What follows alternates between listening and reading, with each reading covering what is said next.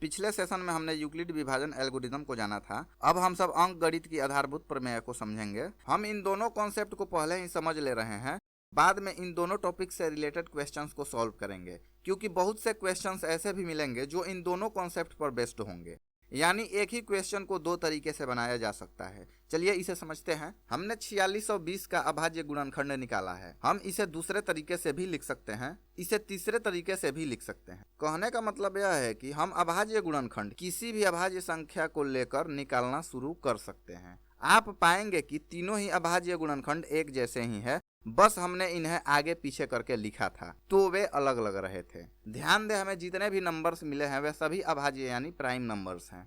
और आपको पता ही होगा कि अभाज्य संख्याएं होती क्या हैं। जैसे इस केस में ये सारी की सारी संख्याएं प्राइम नंबर्स हैं और इनकी खासियत यह होती है कि इनका गुणनखंड एक होता है और एक खुद होते हैं, बाकी इनका कोई दूसरा गुणनखंड नहीं होता है। और ये जितने नंबर्स हैं वे सभी कंपोजिट नंबर्स हैं यानी भाज्य संख्याएं, यानी इनके भाजक 2 से अधिक होते हैं। अब अगर कोई प्राइम नंबर्स का डिफिनीशन पूछे तो आप बताएंगे कि एक धनात्मक पूर्णांक p अभाज्य होती है अगर p 1 के बराबर न हो और p के धनात्मक भाजक सिर्फ 1 और p स्वयं हो। ध्यान दें, यहाँ कहा गया है कि p 1 के बराबर नहीं होगा, यानी एक अभाज्य संख्या नहीं है। लेकिन क्यों? अगर आपसे कोई पूछे कि बताओ एक अभाज्य संख्या क्यों नहीं है, तो आप क्या जवाब दोगे?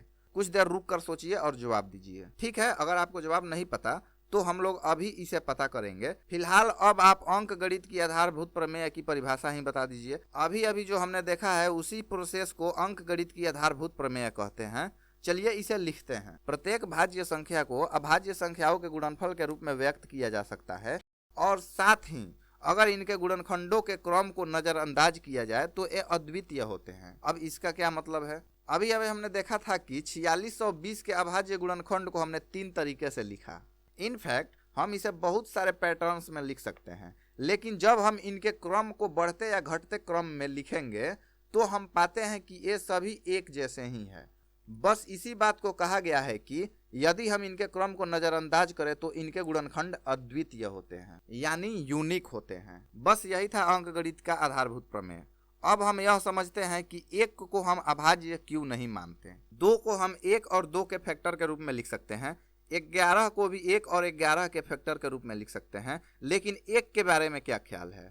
हम चाहें तो 1 और 1 को इसका फैक्टर मान सकते हैं, क्योंकि 1 गुना 1 1 ही होता है। चलिए अब मान लेते हैं कि 1 भी एक अभाज्य संख्या है और अभी हमने समझा था कि जो गुणनखंड होता है वह यूनिक होता है, यानी 4620 का सिर्फ और सिर्फ एक ही अभाज्य गुणनखंड होगा।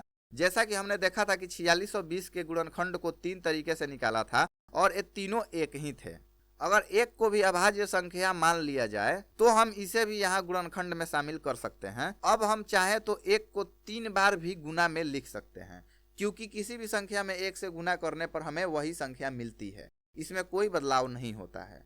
हम जितनी बार चाहे उतनी बार 1 को गुना में लिख सकते हैं। अब ध्यान दे, हमने जो अभी अभाज्य गुणनखंड के यूनिकनेस को समझा था अब वह खत्म हो गया, यानी अब यह अभाज्य गुणनखंड अद्वितीय नहीं है। अब 4620 के बहुत सारे अभाज्य गुणनखंड हो सकते हैं और इसी चीज से बचने के लिए ही हमारे मैथमेटिशियंस ने 1 को प्राइम नंबर यानी अभाज्य संख्या नहीं माना। इसलिए 2 सबसे छोटी अभाज्य संख्या है और साथ ही 2 एक ऐसी संख्या है जो सम अभाज्य संख्या है, यानी इवन प्राइम नंबर है। यानी इसके बाद जितने भी प्राइम नंबर्स आते हैं वे सबके सब ऑड होते हैं। बस 2 ही एक ऐसा प्राइम है जो इवन होता है। अब यहाँ आप ध्यान दे तो हमें एक प्रॉब्लम का पता चलेगा, और वो क्या है? बताइए कि पहले फंडामेंटल थ्योरम ऑफ अरिथमेटिक का कॉन्सेप्ट आया या फिर प्राइम नंबर्स का कॉन्सेप्ट आया? क्योंकि हम इस थ्योरम के हिसाब से देखें तो 1 को प्राइम नंबर इसलिए नहीं मानना चाहिए क्योंकि यह किसी संख्या के अभाज्य गुणनखंड के अद्वितीय होने के नियम को तोड़ता है। यानी हमने अंक गणित के आधारभूत प्रमेय के आधार पर